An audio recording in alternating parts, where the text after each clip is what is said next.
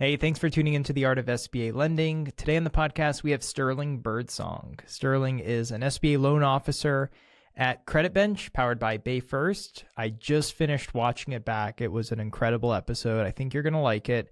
I think that if you are a BDO or an aspiring BDO, perhaps an underwriter, this episode is particularly going to resonate with you because Sterling started out as an underwriter and moved his way over to the sales side and has become one of the top producing BDOs in the industry.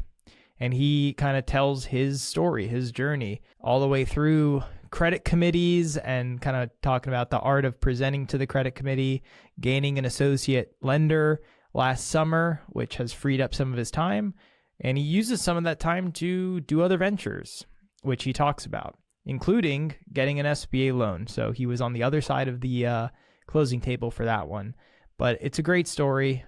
I think you'll really enjoy it, but I'm going to let Sterling tell it. So without further ado, let's get on with the show.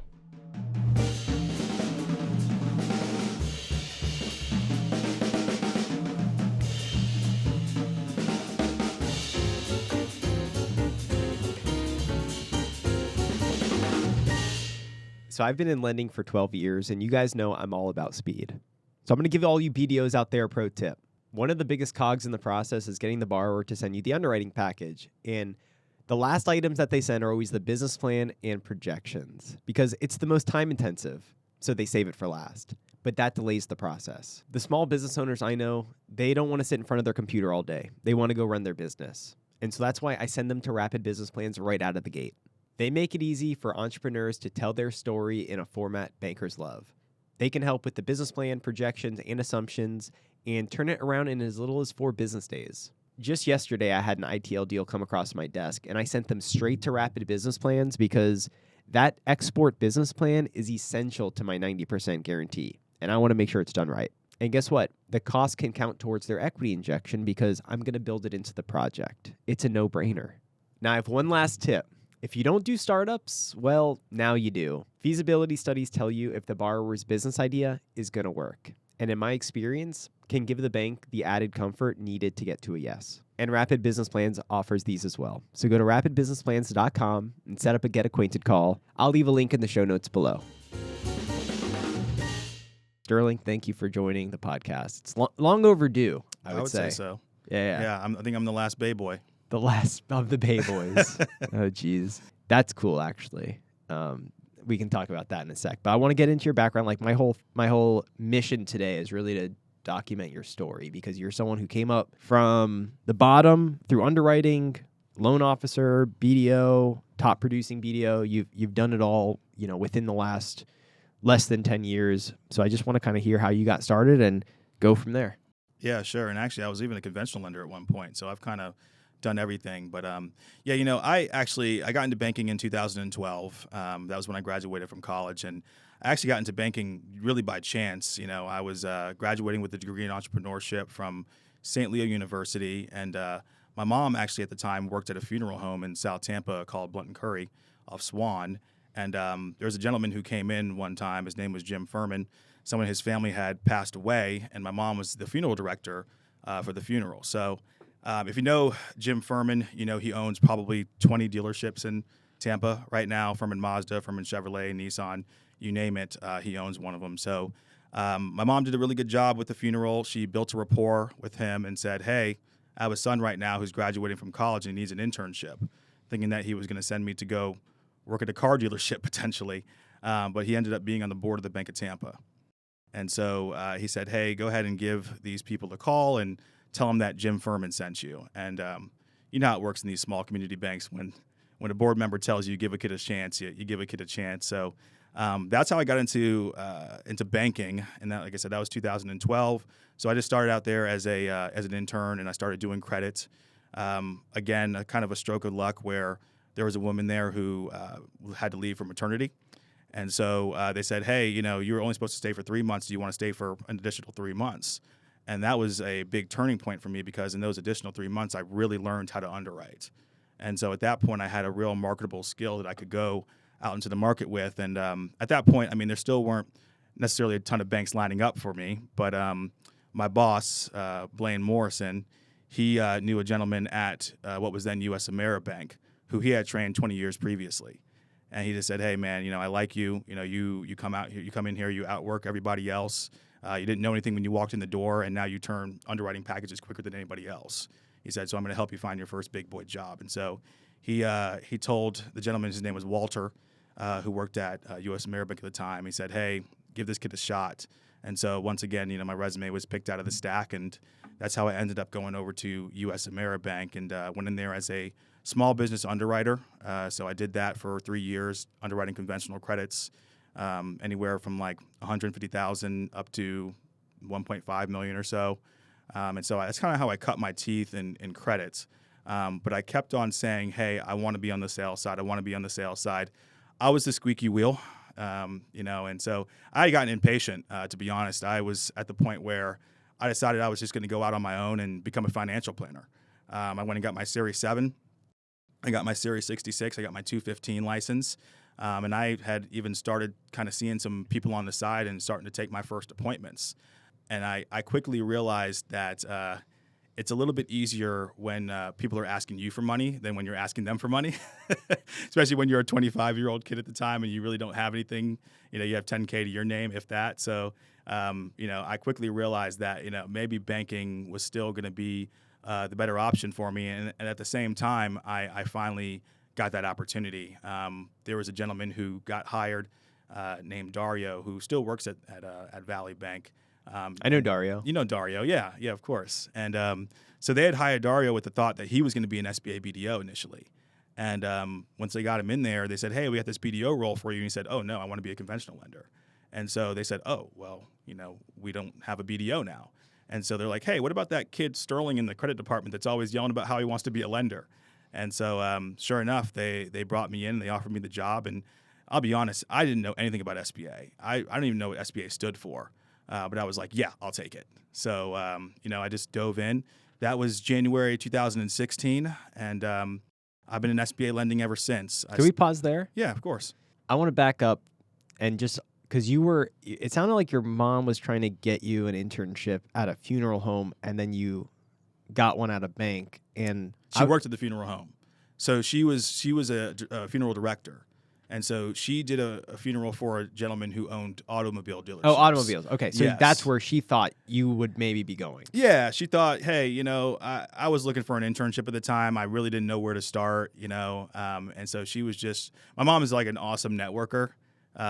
She's even run for public office. Like she just knows like everybody in Tampa. She just knows how to work a room and meet people. So she just built a rapport with him and said, hey, my son's looking for an internship, and just kind of let it go from there. Okay. I think she probably thought that maybe he would send me to a dealership or something along those lines, because that's what he owns, right? That's the business that he's in. But yeah, he ended up being on the board of the Bank of Tampa. But did you in your head have any idea of where you wanted to go in your career at that time? No, I had no clue. I really, I was like a 22-year-old kid at the time. I just graduated. I just needed an internship. I had no idea what direction my life was going to go in at that point, to be honest. But once you got in there, it sounded like you were just out hustling people. Yeah, because, look, to be very honest, not a lot of people get the opportunity that I got. A lot of the people who get put into being interns in these local community banks are people whose fathers bank with the bank, and usually are big customers of the bank, or their parents work at the bank. Or there's usually some reason why you're there as a paid intern at a community bank like that, right? And so I quickly realized how lucky I was to be in the situation, and like I was not going to blow the opportunity. And so I just outworked everybody. I literally, if they gave me an underwriting package, like I was trying to turn it around like same day. Like I was just like honed in, locked in. And I did that for 6 months, and luckily I was able to impress a couple people. And you had that kind of wise mentality at what are you here, age 22, 23? Yeah. And to recognize that and do that, where did that come from though? Like how did you know that you had that good opportunity? And like, so the thing about me, and just to I guess go further into my background, I grew up going to private school, right? So I was always around people who had money, but I didn't necessarily come from a family with a lot of money. my parents, had to beg, borrow, and steal to get me into private school. They had to do everything that they did. My mom made a lot of sacrifices to get me into that private school. So, sometimes I was the brokest kid in school, right? I was the guy who, I would go after school to go to people's mansions and hang out there, and then I would, go back to my apartment right at night. And then I would go to sleep. And so, I think that when you have those lessons and you see that type of stuff, it just creates a hunger inside of you.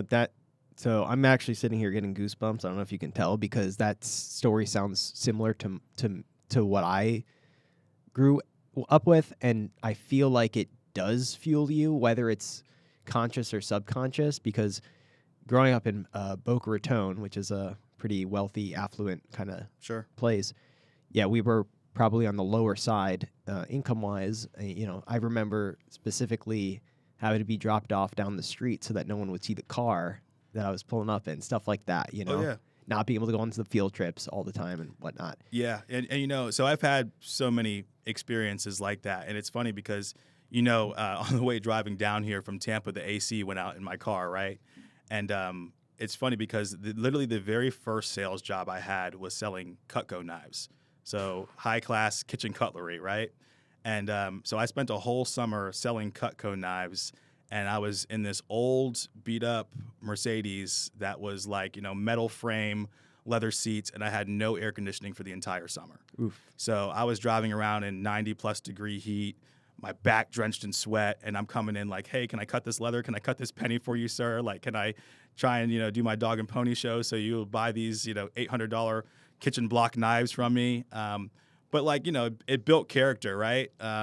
And so, it's just funny. It's like I was riding down here and all of a sudden my AC goes out and I'm just like, nothing I haven't felt before. I know how to handle this. I'll be okay. So it's funny how it's like sometimes when you're going through it, it seems like it kind of sucks, but then if you persevere through it, it's like that was one of your biggest strengths is having that. Yeah, absolutely. Experience. No, I don't regret anything that's happened. I feel really lucky, blessed to be in this position, and I just look back at certain key moments in my life where I could have gone left or right at the fork in the road, and I feel like I've made the right decision every time to lead me to where I am now. So, I'm very happy with that. That's awesome, man.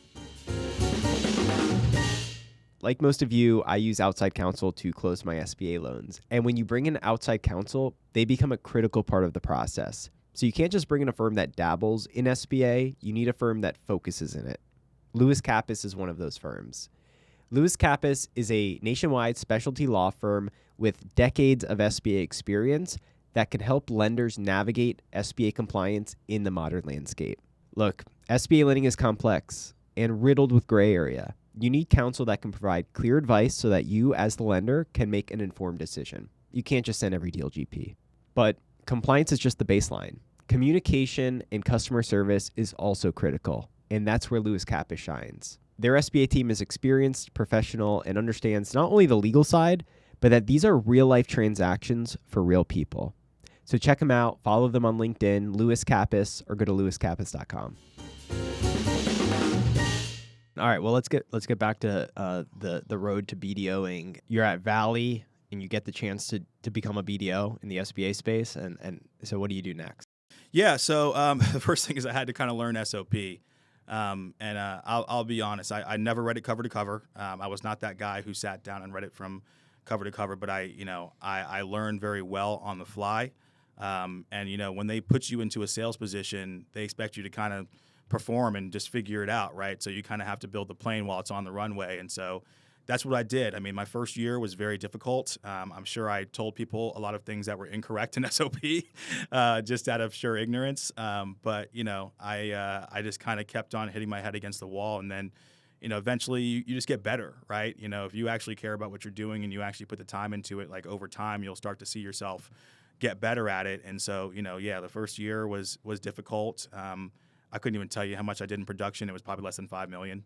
And then the next year, I think it was like $8 million or something like that. And then, it kind of grew a little bit more from there. But that was kind of around where I was. I was kind of like a $8 to $10 million player when I was at that bank.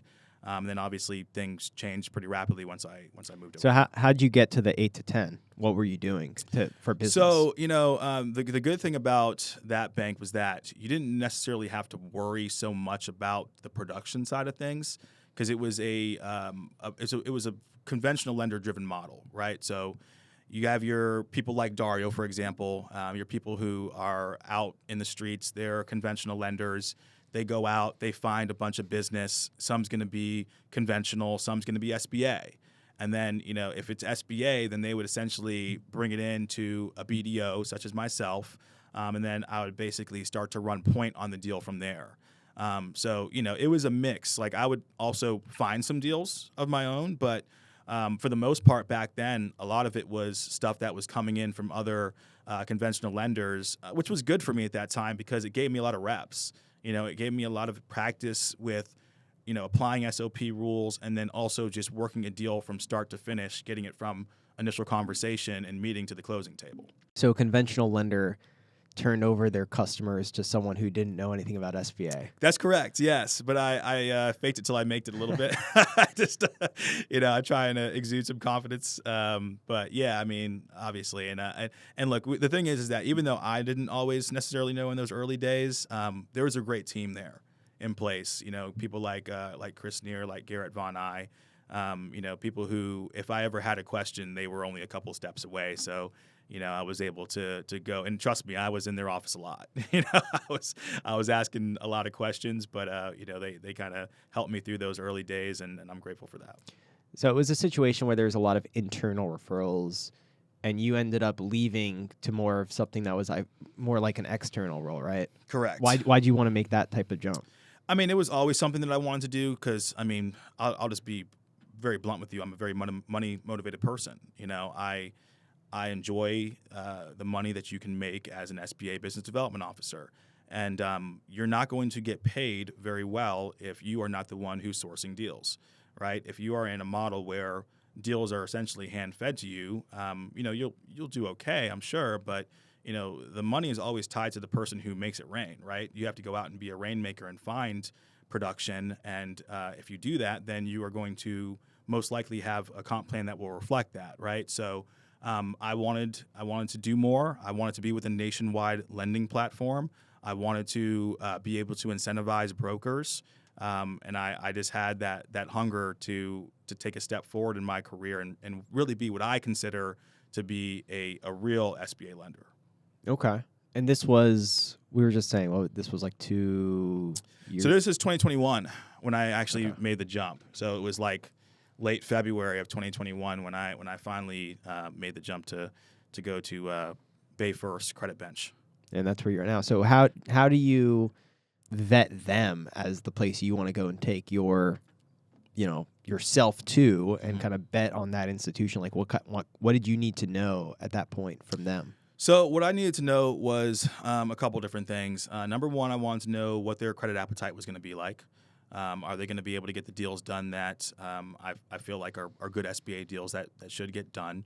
I needed to know, obviously, what the compensation plan looked like as well. And I also needed to know that they had trust and belief in me. And this was actually the most important thing, because I tell people all the time, it's like it doesn't really matter what your comp plan is if your bank doesn't believe in you and isn't going to approve your credits. You can have the best comp plan in the world, but if you're never going to get deals done, then it doesn't really matter. So what I really wanted to feel from Bay First was that they understood me, who I am, what type of deals I was going to bring to the table, and that I had credibility inside of the shop, right? I wanted to make sure that when I brought a deal forward, that they were going to take it very seriously and give it the attention that I felt like it deserved, and help me close. I just wanted to make sure they were really going to support me. And because I knew I was going from a model where I was kind of being fed some deals and I was going to have to go out on the street basically and try and fend for myself. So I wanted to make sure they were going to give me more than 3 months. I wanted to make sure they saw something in me and a potential, long-term vision where it's like, hey, if Sterling comes in the first month he doesn't, bring anything, like I just didn't want to be back out on the street, right? I wanted to make sure I had not necessarily a safe landing place, but it's just a place Long enough where, runway. a long enough runway, exactly. And they gave me that feeling from the very beginning. And I had known Chris already, Chris Hackney. We had met probably a year and a half before I actually even made the jump. And it wasn't even about me trying to feel out Bay First, which back then was First Home Bank. It was just more so me just wanting to get to know Chris, just because I saw another young guy in my area that was a BDO, and I just like to meet BDOs and talk to them and grab lunch and stuff like that. So that's kind of how our relationship started. But he was really the reason why, in the end, I ended up choosing Bay First. Well, he's been on the podcast, obviously, and he's someone I know well, and he's the real deal. So of course, that makes sense. And last time I think he was on the podcast, he was saying nice stuff about you. Yeah. One of the things he was saying was, how to put together a pre-flight, which I feel like is a pretty important topic for the BDO, because I've dealt with BDOs all over the country at multiple shops. And there's like a lot of different schools of thought when it comes to putting together a pre-flight. A lot of folks think it's the BDO's job to find the deals and to just put them in the system and do as little work as possible to do that so that you can go out and sell and go find the next deal. And then other people like Bruce Marks, who we just had in the chair, he knows his deal inside and out by the time anyone in his bank is seeing it. And he's obviously been successful. What's your approach on it? So I like to kind of be somewhere in the middle. I don't pre-flight every deal. If it's less than $1 million, most likely I'm not going to pre-flight it. The way it works at Bay First is if it's over $1 million, it has to go in front of a committee. And so if it's going to go in front of a committee, most likely I'm going to pre-flight it. So I've done a ton of pre-flighting, and this is why I'm so grateful for the early years I spent in credit, because it does allow me to know a deal when I see it, right? And I can put together a pre-flight summary and be confident in what I'm doing and confident in when I'm presenting it, and saying, hey, this is a good credit and here are the reasons why we should do it. I pre-flight when it's necessary, but I always know my deal, especially if I'm going to have to present on it. I don't want to ever get caught flat-footed.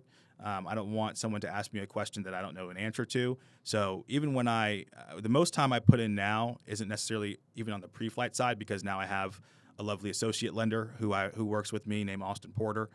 So he puts together a lot of the initial pre-flights for me now.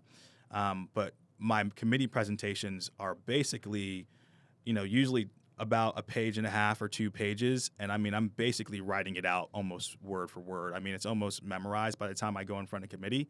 And I will also think about the questions I think they're going to ask me. And then I'll also write those questions out and also have my answers kind of formulated and already thought up for how I want to position a loan when I'm in credit committee. So that's where the majority of my time is spent now. Okay, well, that's interesting, because I haven't presented to a committee it was 3 shops ago is when I had to do that.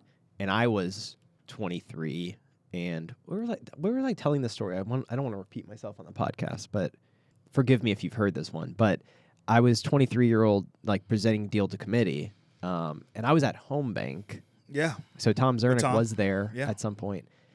But, how do you present when you don't know what the hell you're doing, So the art of presenting to committee, you seem like you've kind of worked to figure that out. Yeah, and because I know it's a big part of what we do here, and it was also important at my last shop as well. So the thing is, I got a lot of reps in at my last shop because we had a mini committee that we would do every week. So every Tuesday they would have basically a pre-flight presentation. So back then you would actually go in front of, it was probably like 4 or 5 people on the team, and it would be like the person who runs the division, the person who's a head of credit for the division, the head of packaging for the division, and then lead BDO, right? And so they would all sit there, and then you'd have to basically pitch a pre-flight just to get a term sheet out. Okay, so I got a lot of reps of doing that, and I started to understand, what the hot topics are, what the buttons are you need to press, and so I kind of started trying to I kind of play chess now a little bit when I'm in the committee, right? Because I'm always thinking about how I phrase things, how I position things, what the reaction's going to be in committee, what questions that phrasing is going to bring up. And so I try and kind of think about all that stuff before I even walk in the door. because, at the end of the day, obviously I'm trying to do what's right for the bank, but I'm also trying to do what's right for the customer and make sure that we all get a favorable outcome. Interesting. So let me ask you this. How did it go the first time in committee at Bay First? I got an approval. I almost always get an approval nowadays. Sometimes they may come back and ask for something additional or something like that. But I think I've only really had one flat out no in a committee. And that was after it had gone to the second committee, because we have a officer's loan committee and then it goes to a director's loan committee if it's over $2 million. And so I did get a flat out no in a director's loan committee one time, but then I brought it back the very next week, restructured as a 7A. It was a 504 before for a hotel acquisition. They just didn't like the 504 structure. So I brought it back the next week as a 7A, and I immediately got a yes on that. And I don't know if you've watched Sterling SBA at all, but the last video, or the second to last video I put out, was with a gentleman named Josh, and that was his deal. And we talked about that a little bit in that video. But yeah, my first committee presentation at Bay First was fine. I was probably more nervous than I should have been. I was, probably rushing through the presentation and things of that nature. But in the end, I got through it, and I got a yes. Yeah, because you don't know the personality, because everyone has different ways of coming at the transaction. Correct. So it's like the more reps you get with that specific committee, the better you can hone your presentation. And you kind of gain some credibility over time, right? At That's this the big point, thing. Once you've been a top producer, you're kind of a proven commodity inside of your shop. They get used to hearing from you all the time, right? And so they're like, oh, well, this is a Sterling deal, so usually he brings good deals, and so you get a little bit more credibility as you continuously bring good deals. What I would say is, no, don't go to your first credit committee with a marginal deal. Just make sure that your first credit committee is a slam dunk deal, because it kind of sets the tone moving forward. Yeah, to start building that credibility that you need. Absolutely, to get deals done in your shop. So you've earned that. So you think when you're presenting the deal, it is different than somebody else presenting that deal that either has hurt their credibility or just hasn't established their credibility yet. You think the Sterling factor actually can impact the credit decision? I don't know if I want to say the Sterling factor will impact the credit decision, but I'll be very honest. I think that, yeah, of course, there's a difference when an experienced person who's been in front of committee many times and already has built up credibility in front of the committee is presenting versus somebody who is brand new and it's their first time. At the end of the day, it's still human beings that make credit decisions. The numbers are great, but I think what people get lost in sometimes is that at the end of the day, this really comes down to human beings making decisions, and we all have unconscious biases. And so if you like somebody and you know this person, unconsciously you are already going to be leaning in a certain way before they've even opened their mouth, right? It's just a natural human being behavior. And so, yeah, if I go in front of committee and committee knows me and they like me and the deal is, 50-50, most likely I'm going to get some of those 50-50 calls. If the committee doesn't know you or you've already hurt your credibility, you might not get that 50-50 call, and that just comes down to human nature.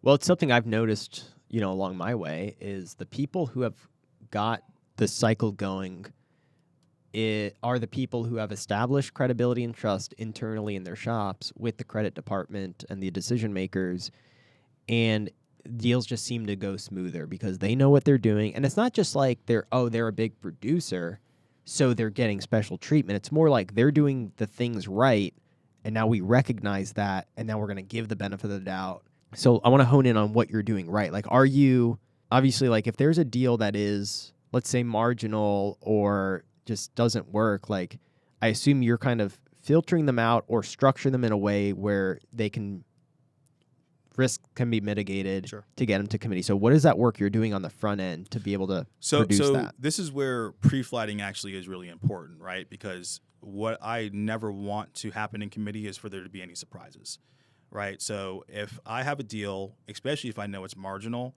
I'm already, in a way, I'm going to walk into committee with a stacked deck, because I'm already going to have talked to Tom. Chris is going to know about the deal. I may have already talked to the CEO. I may have already talked to the chief credit officer. There's going to be people who are familiar with this deal and know about this credit before it even goes in front of committee. Because if they have objections to it, I don't even want to go to underwriting in the first place, right? So I'm going to either have them meet the customer, maybe via Teams or in person if they're local. I'm going to make sure that they are familiar with the deal and somewhat comfortable and also in favor of it before it even goes in front of the committee, right? So, at that point, it should just be essentially a formality. Obviously, there's always changes that can happen, but I always make sure that there's not a surprise when a marginal credit walks into committee. Yeah, there's always a wild card on the committee. You can't. I mean, there's a decent amount of people on our committee now. Is there really? How many? Like more than 6? Yeah, more than 6. I want to say there's probably like 8 people now on committee. So yeah, I can't get all 8 people involved in the front end. It doesn't make sense. It's not a good use of time or bank resources. So, but obviously in every committee, there's people who are the biggest needle movers. Right. And so, you try and make sure that you get those people involved early on so that they understand the credit and they're in favor of it. Yeah, like the head of credit, maybe the CEO of the bank. Correct. Okay, good. I want to go back to so you're switching over from internal referrals partly or a significant portion to external model. So that's, like you said, you're taking a bet on them. They give you a long enough runway. They're taking a bet on you that you can go out and develop that business, because if you're an $8 to $10 million producer and half your business was internal, you've got some ground to cover. So what did you do when you got there to try to cover that ground? So the first thing I did was I reached out to all my banker friends that I had made over, the last 4 years or so. And I just said, hey, man, I'm switching shops, and, I think we're going to have a little bit more of an aggressive credit box here compared to Valley. And so, hey, if you are not getting anything done in your shop, send it over to me, and I'll try and get it done. So, that's really where I started. And to this day, I mean, a lot of my referrals still come from other bankers. Because every bank is different, right? Like I said, you can't argue with a bank's credit culture. So some certain things will work at one shop that won't work at another shop. Like you said, maybe Fundex doesn't love construction, right? And maybe we don't love, air balls over a certain dollar amount, right? So if I have one of those big deals, I could send it your way. And if you have a deal that fits my credit box, you can send it my way, and you can kind of trade referrals with some of your partners that way. So that was a big thing. And then I also started getting really heavily on LinkedIn as well. LinkedIn's been great for my business, and I know you obviously are very big on LinkedIn as well. But I would have my little, because nothing sells like closed business, right? And so, you have your little thing, you put it out there. I recently closed this, right? But before I would post that, I would take it a step further. I would go onto LinkedIn. I would basically search loan broker. And then I would friend every loan broker that would pop up. And then, I would wait like 24 hours for those people to accept. And then I would post my win, right? And I would see, who liked it. Maybe some of them would reach out to me.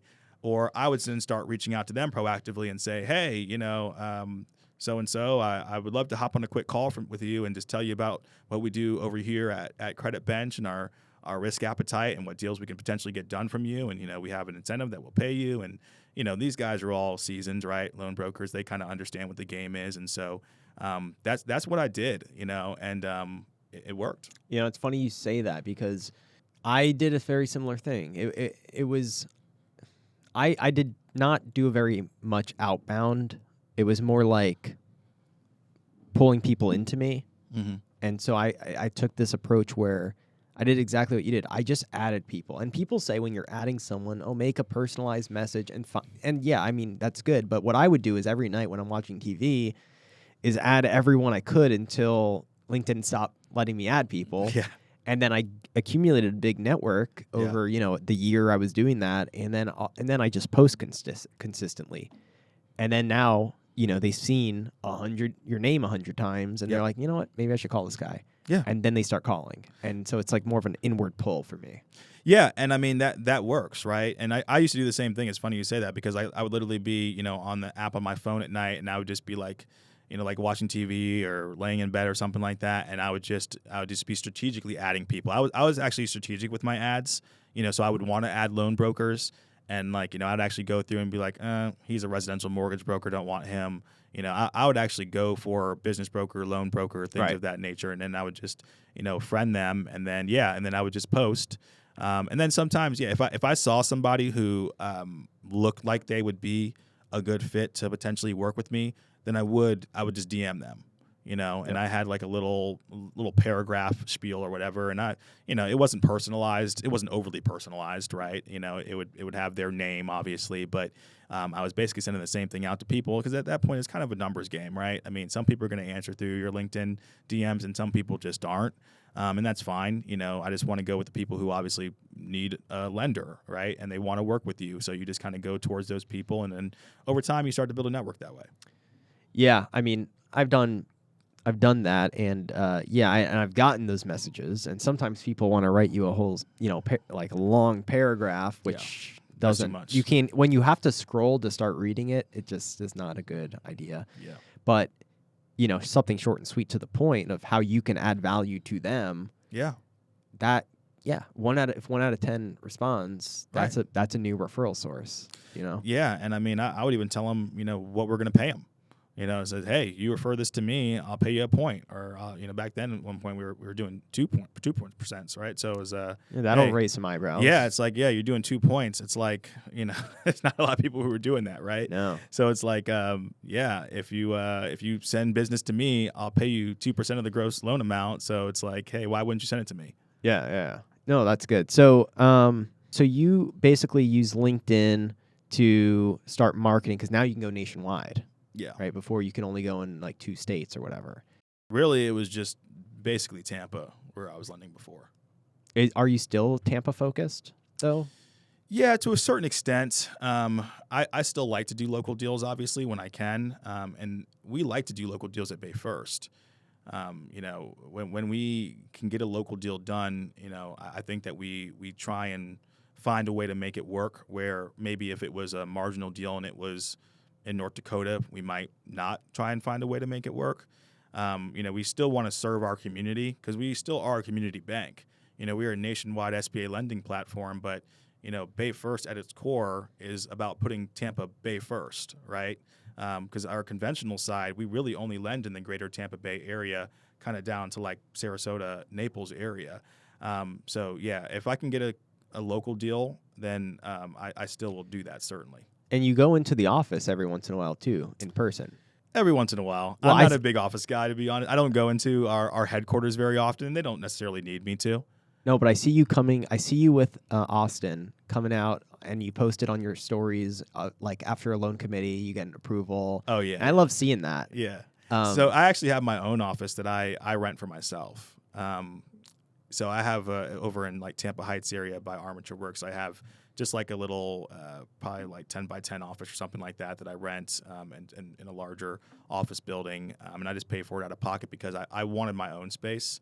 I could have gone and been in one of the branches or things of that nature, but I like to kind of come and go when I please. I like to dress a little bit more casually on occasion as well. And I just like to focus. And I felt like sometimes when you're in a branch, sometimes it's harder to focus because there's coworkers there you want to talk to. There's people who walk in off the street, hey, our SBA lender's right here. Talk to them about, your $50,000 loan to open your food truck, which is great. There's obviously a need and a space for that. But, I know what I want to focus on, and having my own space outside of the branch allows me to do that. Well, you have an associate lender too. So like sometimes I feel like when you're coaching someone and working with them and training them and things like that, it's helpful to be in person sometimes. Yeah. Like, how's it going with this whole, like, what's the relationship between you and Austin? Are you like being his mentor in a sense? Yeah, I think that's a good way to put it. So he's my associate lender. So he rolls up to me. And so essentially any credit request that comes to me at this point, Austin's going to touch at some point.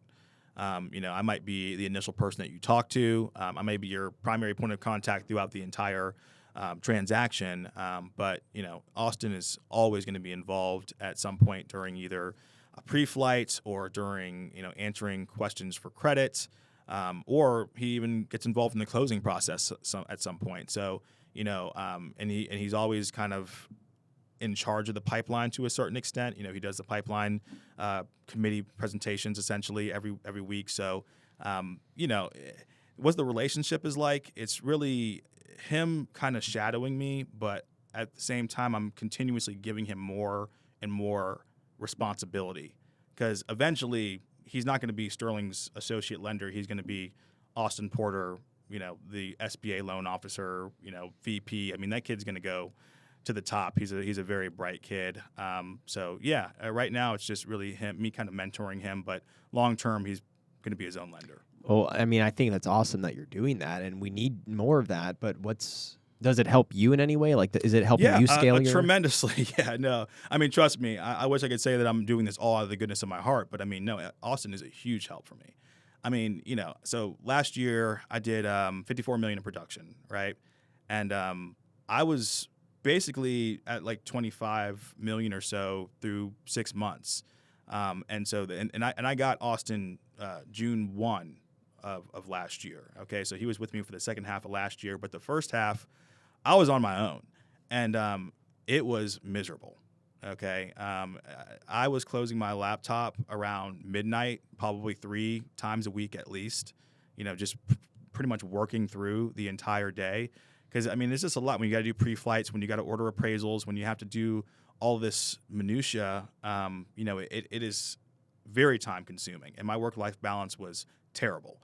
You know, since I've had Austin come on board, I mean, splitting that work, I mean, it's been tremendously great for my work-life balance and just my life in general. I'm just an overall happier person now, having Austin, you know, helping me with the work. And I also just enjoy, you know, him as a person, and also getting to kind of watch him grow, and I also kind of enjoy teaching a little bit. So it's been overall just a great experience. Okay, so it does free up some of your time, which is good. And you have a lot of, you know, things going on.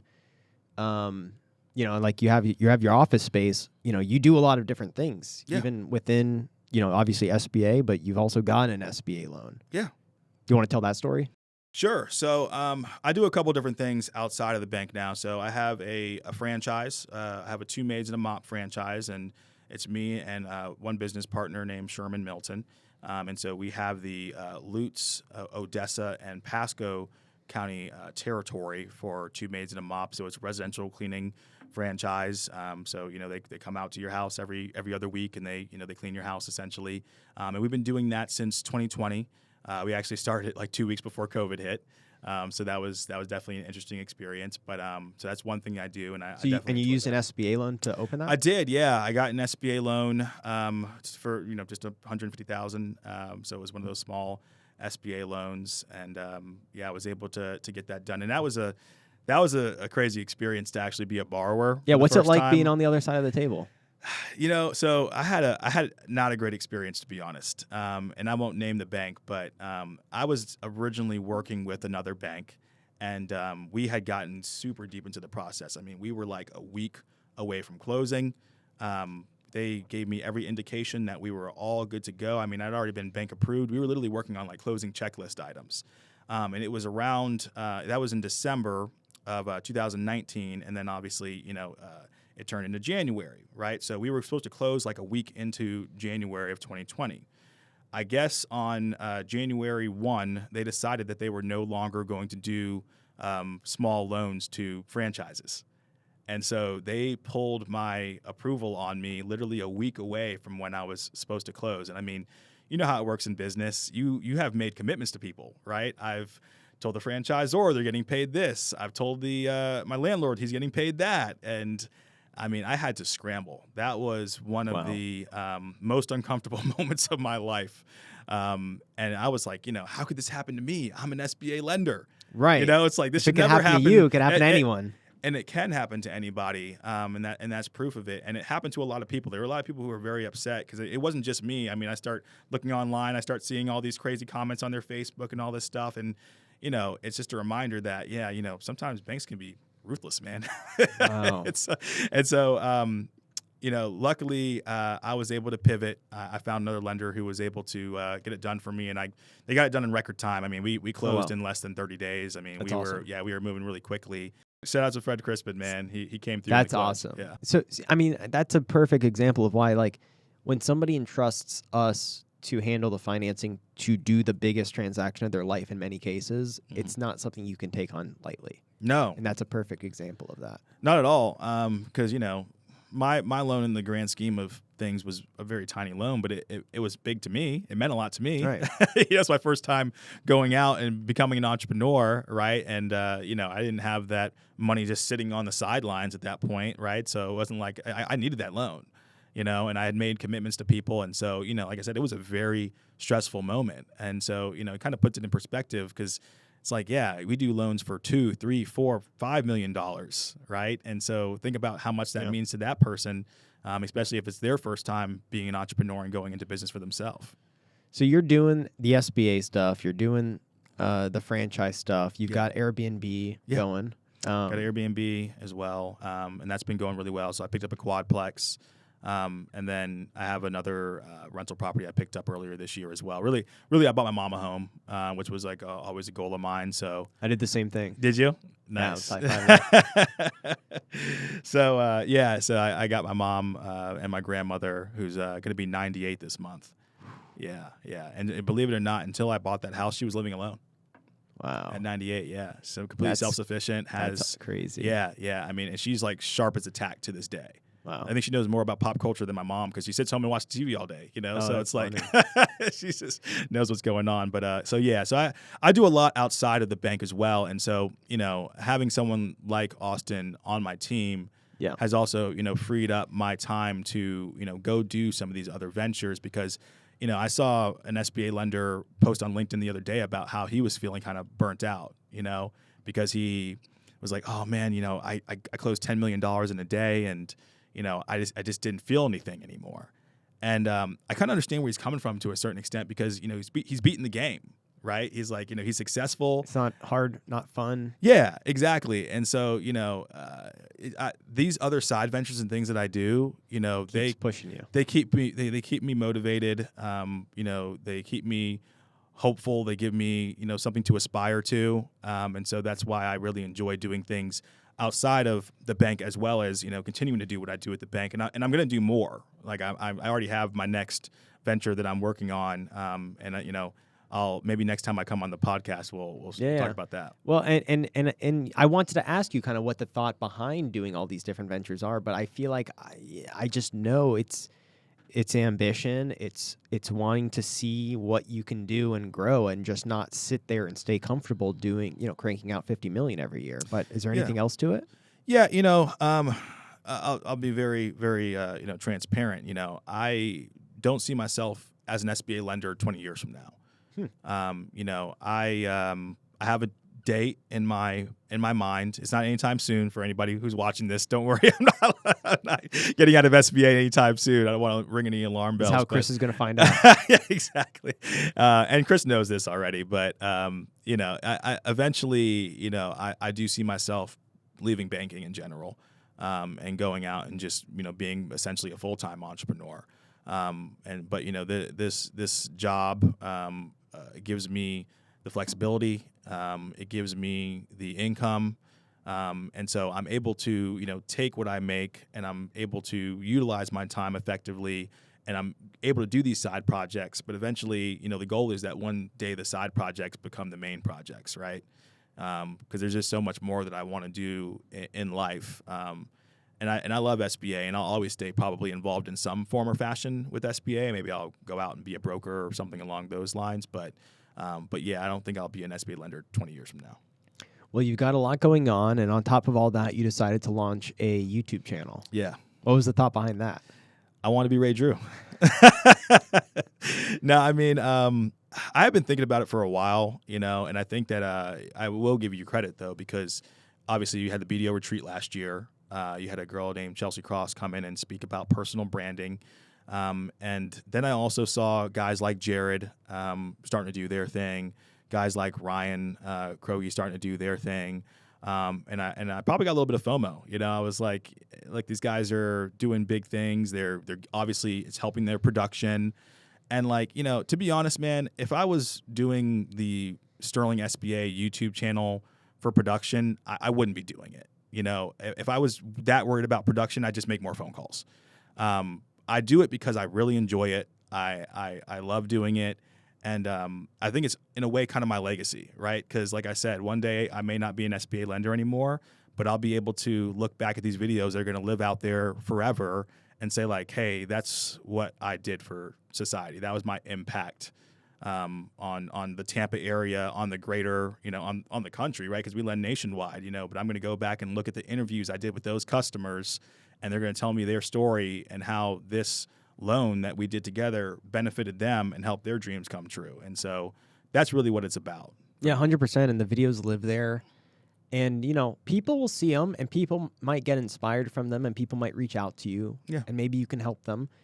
And, I'm seeing that, and it's quite nice because it's a lot of work goes into Luckily, Bobby, who's right here off camera right now, he does a lot of the behind the scenes hard work. It's like, trust me, I know. I get to show up and be the face. I smile at the camera, I crack a couple jokes, I interview my customers, and we have a fun time. And my part probably lasts 2 hours, and his part probably lasts 20. It's he has to go and edit all those videos because we shoot for sometimes 2-3 hours at a time, and then he takes it and puts it into 15 minutes.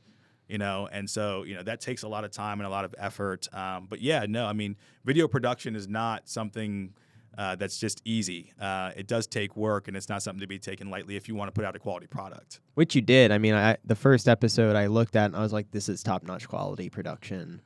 The intro, the way it was put together, all very nice. I really liked it, man. I don't half-step, man. Super proud of you for that. Thank you, man. I appreciate it. Yeah, if I'm going to do something, I'm going to try and do it the right way. I'm going to put my best foot forward. And so I was lucky to find Bobby. Sometimes if you put things out there into the universe, you'll attract the right people. And I was lucky to find him. And so far, we've been having a lot of fun. What's the feedback you've been getting from it? All positive feedback. People are really enjoying it. I kind of am trying to decide where I want to take it long term. Do I stay with just the interview type thing, or do I make it more lifestyle and vlog driven, or do I do a little bit of both? The fun thing is that I can kind of just go any direction with it, right? I can always pivot. It's always about growth.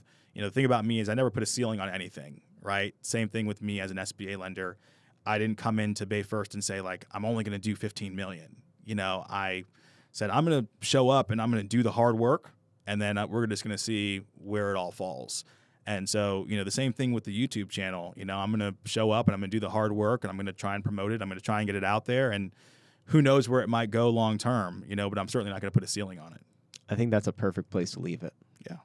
All right, man. Well, thank you for your time. I appreciate it. Sterling, you're the real deal, my friend. Thanks for coming down here. It's a pleasure, man. Always. All right, that's it for this week. Don't forget to subscribe to the podcast so you never miss an episode of the Art of SBA Lending. And if you have any feedback or suggestions, email me at ray@artofsba.com. Until next time, ta-ta.